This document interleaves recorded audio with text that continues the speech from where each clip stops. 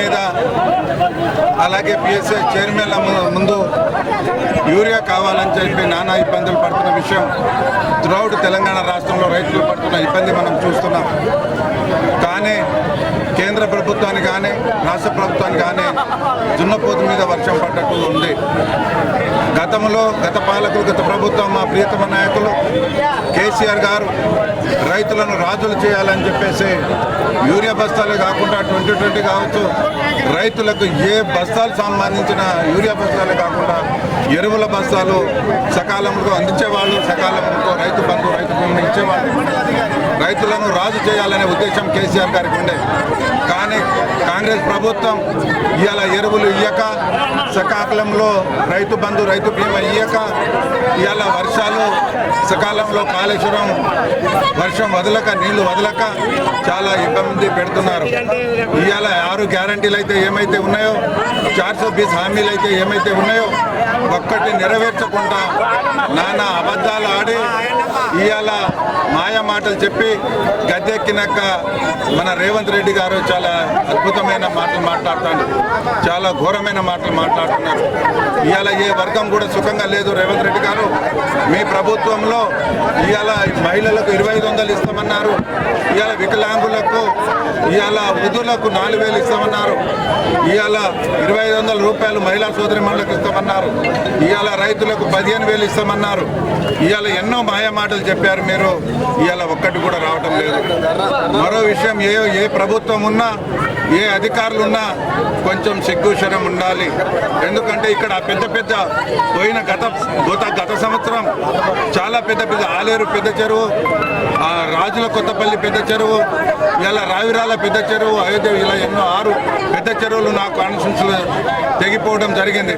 ఇప్పటి వరకు తట్టేడు మట్టి కూడా పోయలే ప్రభుత్వం. మీకు సిగ్గుండాలి. రైతులు ఇబ్బంది పడుతున్నారు. ఇలా మహిళలు ఎంతోమంది మహిళలు ఇలా చూస్తున్నారు. మీరు ఇలా 15 రోజులుగా యూరియా కోసం ఇబ్బంది పడుతున్నారు. ఏంది దొరకడం గతంలో ఎలా పాసిబుల్ అయితే ఇవాళ ఎందుకు పాసిబుల్ కావట్లేదు? మీరు దయచేసి ఆలోచించాలి. కనీసం అధికారులు మీరైనా చెప్పండి దయచేసి. అందరూ రైతు బాగుంటేనే మనమందరం బాగుంటాం. రైతు కష్టపడి పండించిన ధాన్యమే మనం తింటున్నాం.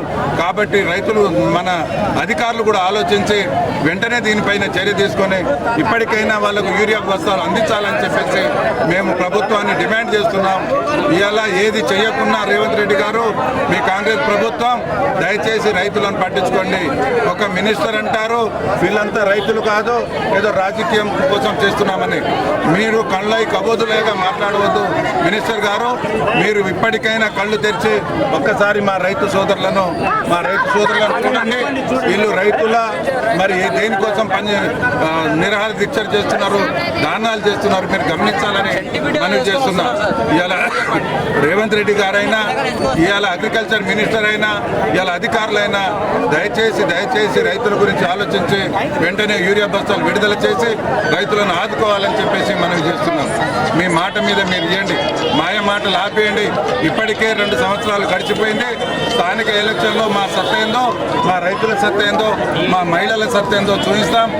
కొంచెం దయచేసి ఇప్పటికైనా సిగ్గుచరం ఉంటే వెంటనే యూరియా బస్తాలు పంపిణీ చేయాలని కోరుకుంటూ రాబోయే రోజులలో మేమేందో చూపిస్తామని చెప్పి హెచ్చరిస్తూ ప్రభుత్వానికి, ఈ మానుకోట ప్రజలకు కాదు యావత్తు తెలంగాణ ప్రజలకు ఏ ఆపద ఉన్నా బీఆర్ఎస్ పార్టీ మీకు అండగా ఉంటుంది. మేము అన్ని వేళలా కాపాడుకుంటాం. రాబోయే 2-3 రోజులలో భారీ వర్షాలు ఉన్నాయి.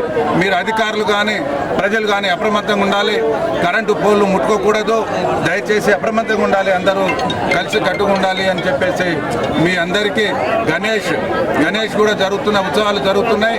కాబట్టి విద్యార్థులు యూత్ కొంచెం అప్రమత్తంగా ఉండి బాగుండాలి అని చెప్పేసి మనవి చేస్తూ, ఇప్పుడే మన అధికారి వచ్చారు, మరి అగ్రికల్చర్ అధికారులు మరి ఊరేయడానికి వచ్చారా? ఎప్పుడు కాంగ్రెస్ ప్రభుత్వం పోలీసులతోటే నడుపుతుంది.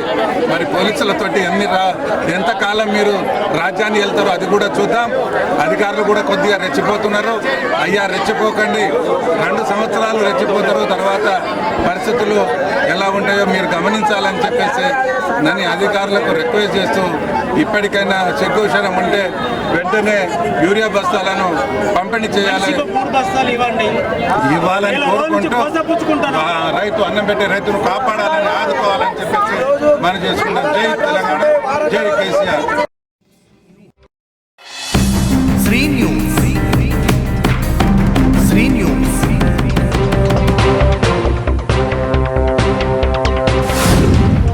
శ్రీ న్యూస్.